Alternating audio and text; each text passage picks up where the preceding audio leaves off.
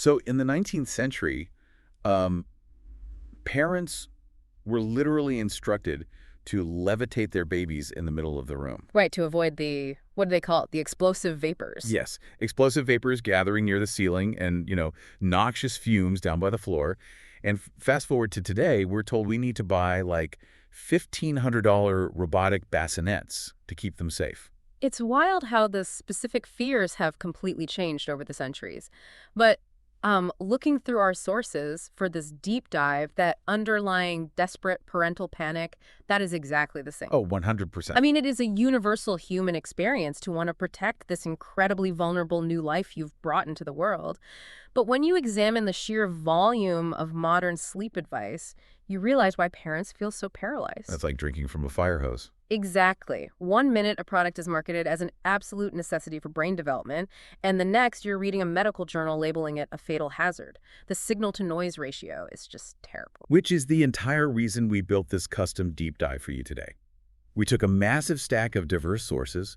We've got the rigid medical guidelines from the American Academy of Pediatrics, or the AAP. Right. We have historical data from Wikipedia to understand how the baby bed even evolved, textile science from Gerber and Baby Didi, mattress tech from Naturepedic, and, frankly, the most illuminating part, the raw, unfiltered reality of parents debating survival tactics on Reddit.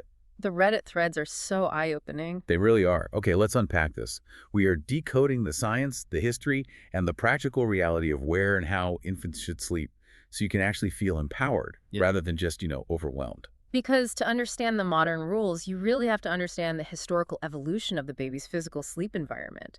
Before we look at what the baby wears or the medical rules, we have to look at the physical structure. The vessel itself. Right. The crib as we know it is a surprisingly recent invention. If you look at the Wikipedia data covering the 17th century, affluent families in places like Italy were suddenly abandoning these beautiful wooden cradles for cold, rigid iron beds. I saw that, and I initially thought it was just some, bleak Victorian-era aesthetic choice. Not at all. No, it was actually a desperate public health measure, because wood harbored vermin. They were fighting bedbug infestations, lice, moths. Iron was basically the high-tech, hygienic, antimicrobial surface of the 1600s. Yeah, and that hygienic push evolved into those elevated cage-like structures we recognize today. By the time we hit the 19th century, you had this prevailing medical belief in miasma theory. Oh, right, the idea that disease was caused by bad air. Exactly. Doctors genuinely believed that heavy, disease-carrying miasmas hovered below knee level, while lighter combustible gases from coal heating gathered near the ceiling. Hence the levitating babies. Yes. Elevating the baby into the middle air was considered a literal life-saving medical intervention. So they built an elevated cage to keep the toddler in the clean air. But, jumping to the present day, when you look at the Reddit threads we sourced, the debate isn't about explosive vapors or bedbugs anymore. No. The fierce debate happening right now among expectant parents is essentially a logistical war. Yes.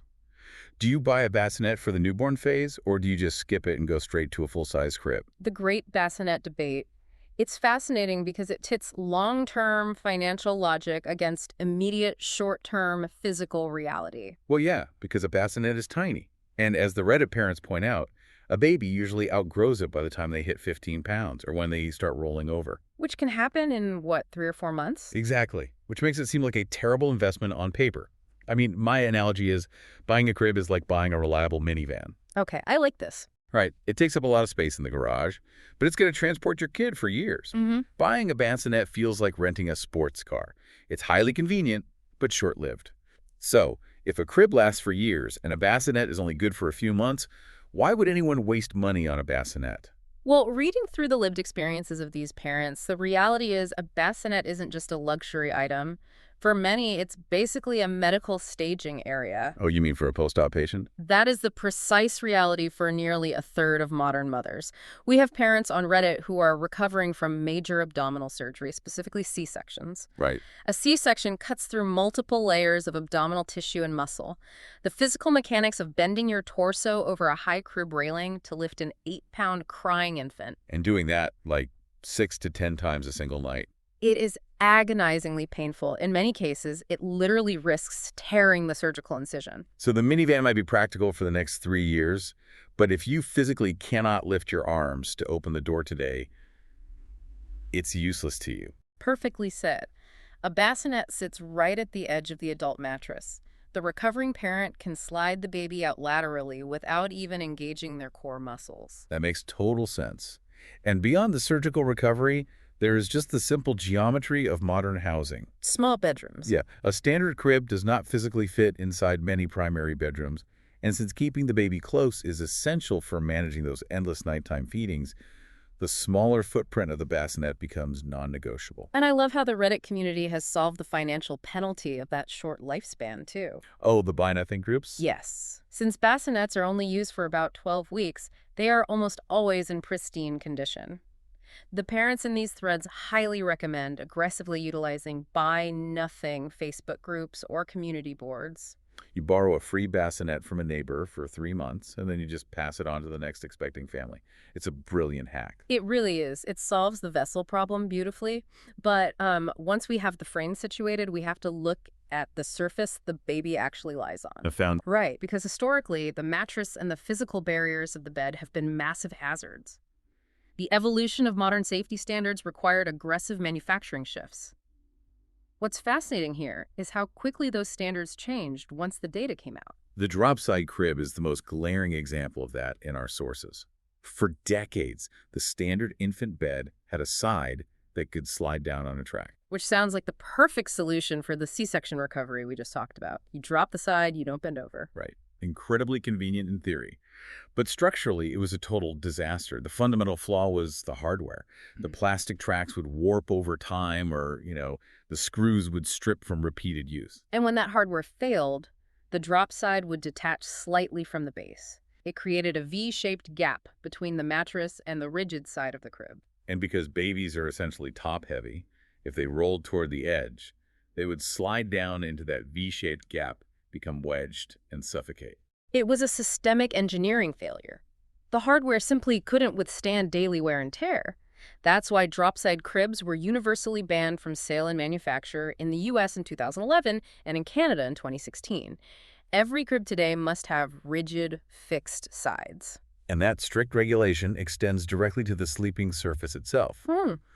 The AAP dictates that an infant must sleep on a firm, flat surface. And they don't use the word flat casual. No, they explicitly warn against any sleep surface with an incline greater than 10 degrees. Which is massive, because that outlaws a huge category of baby gear for routine sleep.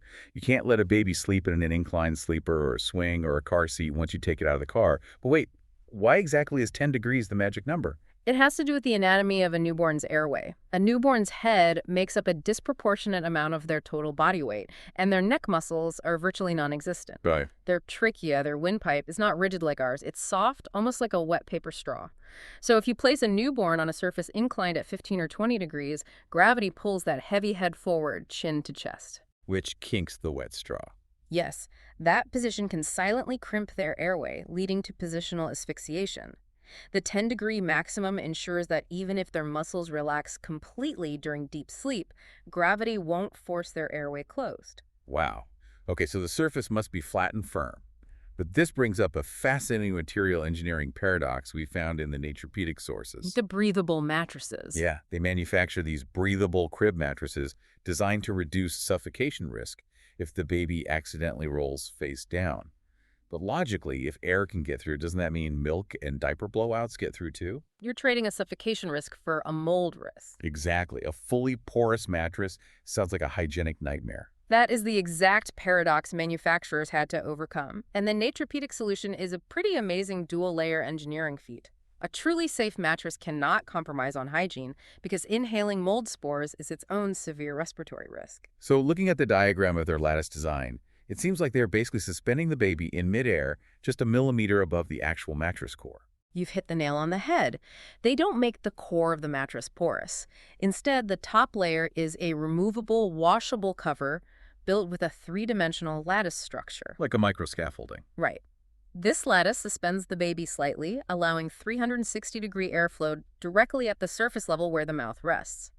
In independent testing, this specific design scores in the lowest possible risk category for suffocation. And then beneath that scaffolding is the barrier. Exactly. Under that breathable lattice cover is the solid, fully waterproof mattress core. But they solve another major parental fear here, too: chemical toxicity. Right, because usually waterproof means a bunch of awful vinyls. Yeah, traditional toxic PVC or vinyl chemicals. Mhm. But they use a non-toxic waterproofing derived from non-GMO sugarcane. That is wild. So when the inevitable 2 a.m. blowout happens, the mess passes through the lattice, hits the sugarcane barrier, and stops. You strip off the 3D cover, throw it in the wash, wipe down the core with a rag, and the environment is hygienic again. It's a highly elegant solution to a very messy biological problem. It creates a perfectly safe structural environment. But as we transition from the mattress to what the baby is actually wearing, we uncover an entirely different set of physiological hazards. The microclimate. Yes, because you can build the safest bed in the world, but if the fabric touching the baby's skin creates an inflammatory microclimate, nobody is getting any sleep. We're talking specifically about infant eczema. Which the sources note affects up to 20% of babies. And any parent dealing with eczema knows the flare-ups almost always peak in the middle of the night. The Baby DD source breaks down the biology behind this. And it is fascinating. It's not just that the baby is bored and starts scratching. No, it is actively driven by their circadian rhythm. As a baby prepares for sleep, their internal systems undergo a massive shift. First, their cortisol levels drop. And cortisol is the body's natural anti-inflammatory hormone, right? Exactly. It acts as a suppressant for immune responses. Second, their core body heat is pushed out to the extremities and the skin surface to cool the internal organs for deep sleep. And as the skin heats up, a process called transepidermal water loss accelerates. Moisture literally evaporates straight out of their skin barrier into the air. It's a chain reaction. It's like the body's night watchman goes on a coffee break, just as the thermostat gets cranked up. Here's where it gets really interesting, though. The science of sleepwear textiles.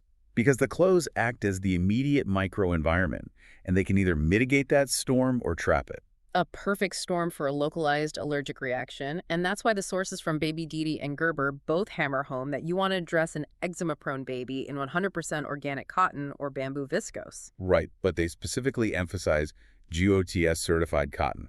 Is GOTS just a slick marketing label to charge an extra $10, or is that a real standard? GOTS stands for the Global Organic Textile Standard, and it is a rigorous, independent supply chain certification.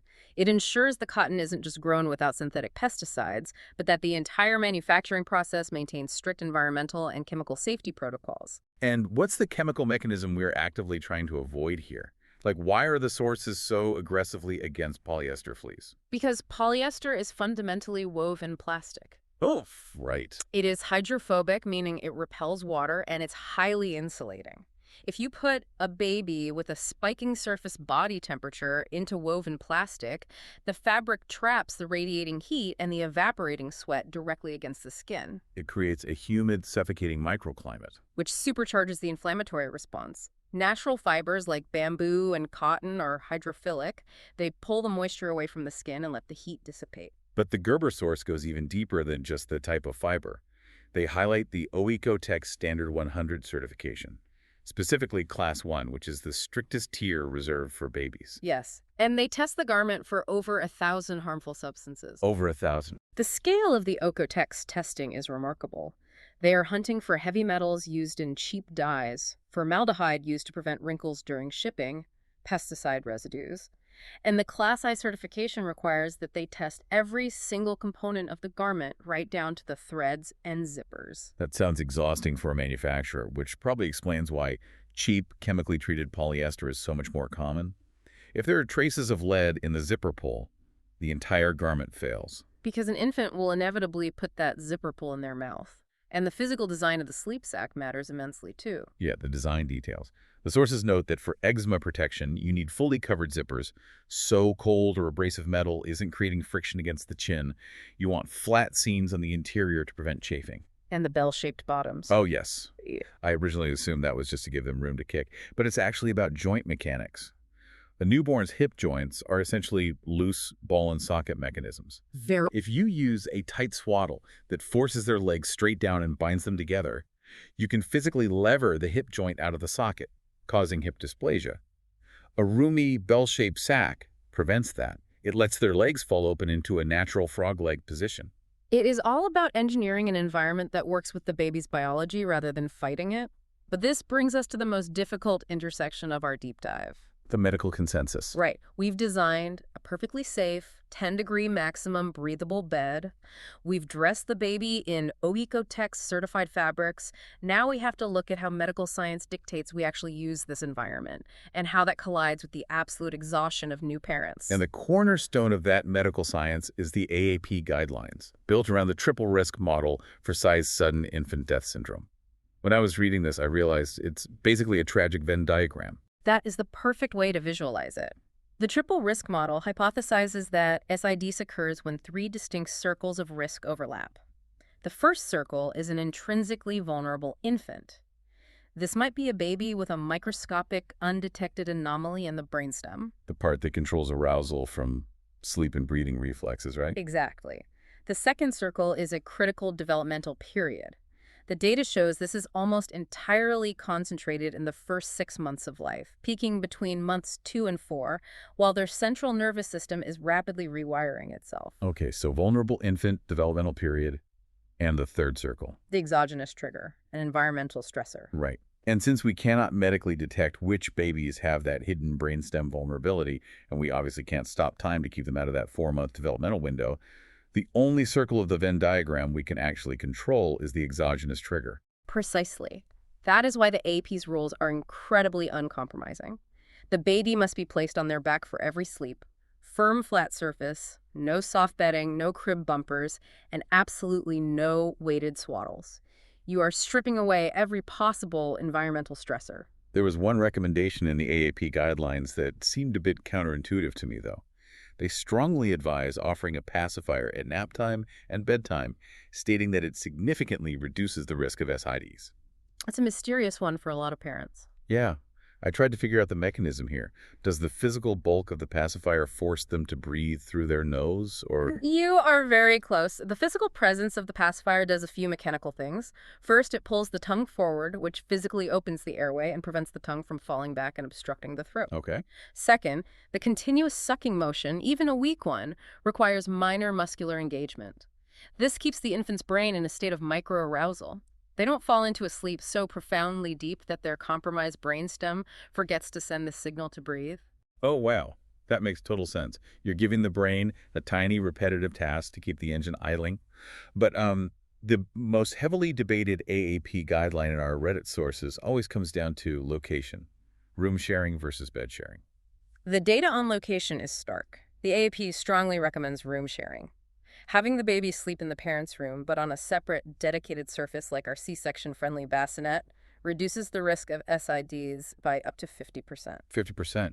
Just by being in the same room. Imagine that's because the ambient noise of the parents moving and breathing also contributes to those micro-arousals. That is the leading hypothesis, yes. However, while room sharing is highly protective, the AAP officially states they cannot recommend bed sharing under any circumstances. And here is where the pristine medical ideal crashes headfirst into the messy reality of human biology. Reading the Reddit realities on this topic is like reading dispatches from a war zone. The exhaustion is palpable. These parents are desperate for sleep, sometimes resorting to expensive snoo bassinets or accidentally falling asleep while feeding. You have mothers physically breastfeeding a baby at 3 a.m. and their brain simply shuts down. So what does this all mean for a parent at 3 a.m. who physically cannot keep their eyes open? This is a critical tension in public health messaging. Abstinence-only rules often fail in the face of physiological exhaustion. This is why the AAP data incorporates a vital harm reduction hierarchy. Right, acknowledging that accidental sleep happens. Exactly. And if a parent feels themselves falling asleep while feeding, the data shows that doing so in an adult bed cleared of all pillows and blankets is vastly safer than falling asleep on a couch or an armchair. Wait, really? Because I think a lot of exhausted parents assume an armchair is actually safer because it has armrests. You're wedged in, you can't roll over, so you feel secure. That false sense of security is incredibly dangerous. The AAP data reveals that sleeping on a couch or armchair with an infant carries a staggering 22 to 67-fold increased risk of death due to wedging and overlay. 67-fold. Yes. The physical geometry of a couch or chair creates deep V-shaped crevices between the cushions and the backrest. As the parent's muscles relax in sleep, the infant easily slips down or becomes wedged between the adult's body and the unyielding upholstery. The adult bed carries risk, but the armchair is a geometric death trap. That is terrifying. The AAP also outlines specific massive multipliers for bed sharing danger, which I think is crucial for parents to hear. Correct. The baseline risk of bed sharing exists, but certain behaviors act as massive force multipliers. If the parent is impaired by alcohol or sedating medications, their arousal threshold is blunted. Furthermore, if the parent is a current smoker, even if they only smoke outside, the risk of the baby dying while bed sharing increases by more than 10 times. 10 times, because the chemical residue is on their skin and in their lungs, off-gassing into the baby's microclimate. Exactly. And the age of the baby is the final massive multiplier. If the baby is under 4 months old, the risk of bed sharing multiplies by 5 to 10 times. That under 4-month window aligns perfectly with the peak vulnerability of the brainstem we discussed earlier. It is intense, sobering data. But understanding the mechanisms behind the math strips away the panic. It empowers a parent to look at their environment and actively manage the overlapping risk factors. Knowledge is only truly protective when you understand the why behind it. So if we look back at the journey of this deep dive, navigating the fire hose of sleep advice doesn't have to be paralyzing. You don't have to choose between going broke on a crib or struggling to bend over with a healing surgical incision. You can leverage buy-nothing groups for a C-section-friendly bassinet. Absolutely. You don't have to watch your baby suffer 2 a.m. eczema flares. You can find Okotex-certified non-polyester sleep sacks, and you don't have to fear the AAP guidelines. You can understand the vital safety math of room sharing and flat, firm mattresses. We have spent this entire deep dive looking at how to painstakingly engineer the safest, firmest, flattest, most chemically inert modern sleep environment possible. But if we pull back and look at the longest timeline of human history, it leaves us with a rather profound paradox to ponder. I'm always here for a historical paradox. What are you thinking? Today, we obsessively engineer these isolated 10-degree maximum perfectly flat sleep surfaces to protect our infants from catastrophic harm. But for hundreds of thousands of years of human evolution, babies survived by sleeping directly attached to the warm, breathing, unpredictable bodies of their mothers, lying on uneven natural surfaces in hunter-gatherer environments. Yes. What does this profound mismatch between our deep evolutionary biology, which expects constant physical contact and motion, and our sterile, isolated, modern safety environments actually mean for the developing infant nervous system? Could that sheer evolutionary mismatch be the hidden reason why modern babies are notoriously such terrible sleepers? Wow. You solved the structural safety equation perfectly, but you suddenly realize you might be fighting hundreds of thousands of years of human neurological programming. That is a fascinating lens to view this through. It really is. Thank you for joining us on this deep dive. Take this knowledge, use it to cut through the muddy waters of the parenting internet, and go build a safer, more understandable environment for your little ones. We'll catch you on the next one.